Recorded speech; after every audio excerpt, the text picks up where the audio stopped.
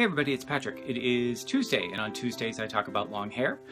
Today I'm answering a question that was submitted to me by someone in my comments.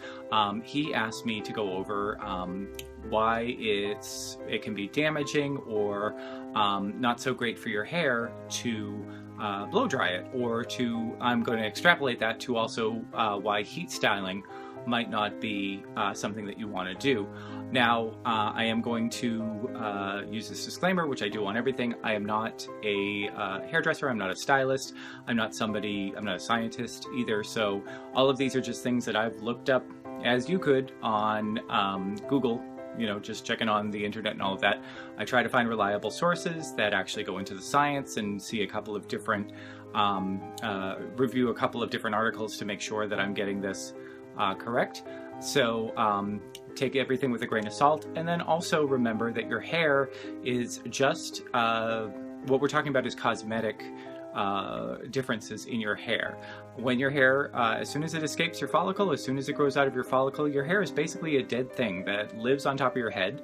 Might not be pleasant to think about, but it is not, it's not, what we're talking about is the way that it looks, the way that it feels. Oh, there's Gracie. See, she's behind me. She wants to talk about long hair too. The way that it looks, the way it feels, the way that it acts, how much movement you get in it, all of that kind of stuff is all that we're talking about. So when we talk about health of your hair, there's no real health to your hair. Your hair is either there or not, and then it either looks the way that you want and feels the way you want, or it doesn't. So let's just go into this. So I actually do have a hairdryer. When I started growing my hair out, I used to use the hairdryer. Actually, for the first almost full year of growing my hair out, I was using a hairdryer.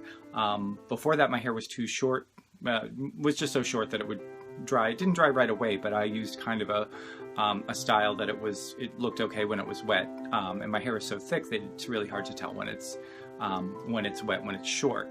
I have not used this for the past, I'd say, at least year and a half, if not close to 2 years. And the reason is because I have very dry hair, and the hairdryer I found dried it out a lot more. So when you think about how a hairdryer works, basically your hairdryer is basically a really simple mechanism. It is a fan and then a heating coil. There are some others, I'll get into that in a little bit, but pretty much it's like a toaster with a fan, basically, is what your hairdryer is. The heating coils heat up to a specific temperature. If it's really cheap like mine, you've got high and low, or maybe just one setting, on and off. Some others you can have a little bit more control over what the temperature is. And then what the heating coils do is, as the air pushes through, it warms up the air, and the air goes onto your hair. And then the water on your hair evaporates. The water from any water on anything, if it gets warmer, it's going to turn from liquid into gas, depending on how hot it gets. And it depends on the temperature of room temperature, where you are. It also depends on how humid it is outside, what the atmospheric pressure, all of that stuff. But basically, you're evaporating your hair really fast, and then also the wind from the fan is blowing the gaseous hair. Hopefully your hair isn't turning into a gas. It's turning the gas form of that water away, so that it doesn't, when it gets cool, it doesn't condense right back and go back on your hair. So why would that damage your hair? Well, if you do it once or twice, that's not a big deal. But this gets into also styling products. Your hair, remember, is a couple of layers, and I lost I had a little visual thing that I made, but I think I threw it away. Your hair is basically a follicle that is on top of a core, and then you've got these little filaments that are on top of it, and they kind of, your hair looks good when they're down, and then you can do various different things to raise it up. Some of that is when you use an alkaline, that's your shampoo, will chemically open it up a little bit, and then you can get whatever dirt and whatever's out of that. You can also use other chemicals to open that up, and what you're doing is getting into the interior core of your hair, and that's made up of hydrogen molecules. they are, depending on what type of hair you have, they're either straight or curly or kinky, or they do whatever your hair does. So they're arranged. If it's straight, they're probably arranged, you know, up and down, whatever. I'm not very scientific about this, but that's the way that they're arranged. When you heat style your hair, what you do is the heat opens up those follicles. The interior of the hair, the hydrogen atoms that are in your hair, the bonds between them that keep them in the same, in a row or in a spiral or whatever your hair is, get broken down. And then whatever you do to your hair will form new bonds and come together in that shape, basically. So that's what you're doing. Same exact thing that happens pretty much like when you iron your clothes. You're opening up something, you're changing, rearranging things, rearranging a chemical via heat, and then closing it back up again when it cools down. This gets changed when you add water. When you add water to it, it'll go back to its original state, for the most part, with hair. Why would I talk about heat styling tools and blow dryers? Well, heat is heat, pretty much, depending on how much heat you have. So what you're doing every time you blow dry your hair is not only getting rid of the water that's in your hair, but you're also opening up all the little follicles that are on the outside of your hair, and then inside the shaft you're also doing some rearranging of those hydrogen molecules. You're breaking down those bonds, and when you think about, I'm breaking down something in my hair on a regular basis, the more times you break it down, the more times it has to reform, the more times water affects this, or humidity or whatever, forms all over again. So it's just basically physical tension that's going on with your hair. And every time those bonds are broken down, for whatever reason, your hair becomes more delicate. It can stretch, you know, if you have no bonds between something, you can stretch it apart, and then it might not come back together again.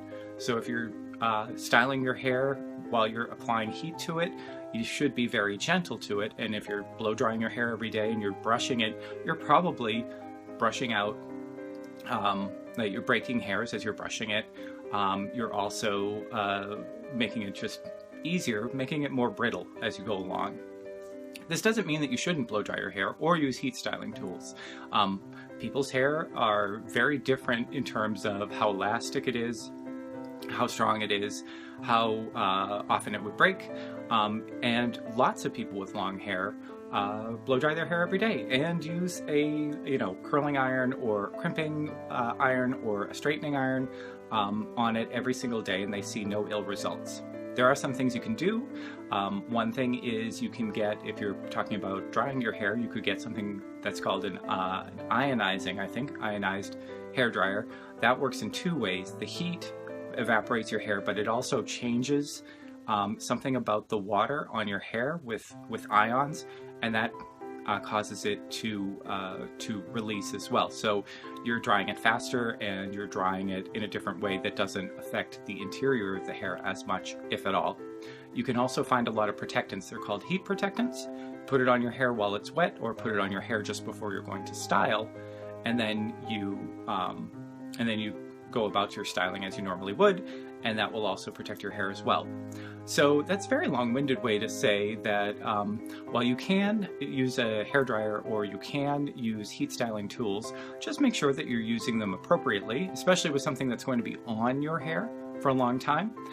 If you are using a blow dryer, I don't have any heat styling tools and I'm not very good with them. Make sure that you're moving it around a lot and that you're not pressing it onto your head. That doesn't look good. Looks like I'm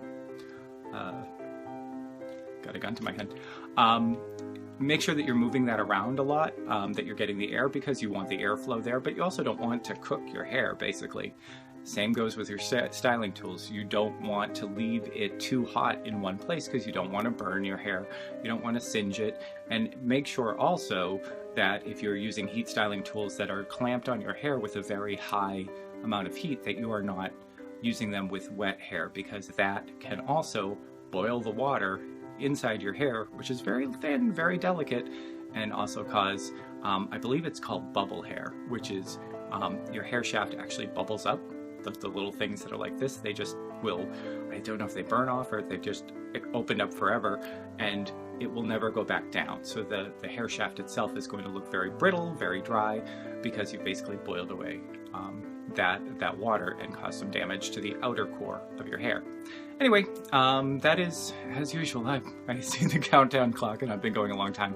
If you have any questions about hair or how hair works, or hair care, please leave them in the comments below. I love comments. I love talking to people who come to see my channel. I'm here every Tuesday and I talk about long hair. We do some other things on the channel. I am here every Thursday with 3-ingredient recipes, and on weekends my cat George is here. You saw Gracie go by. My cat George talks about being good to yourself.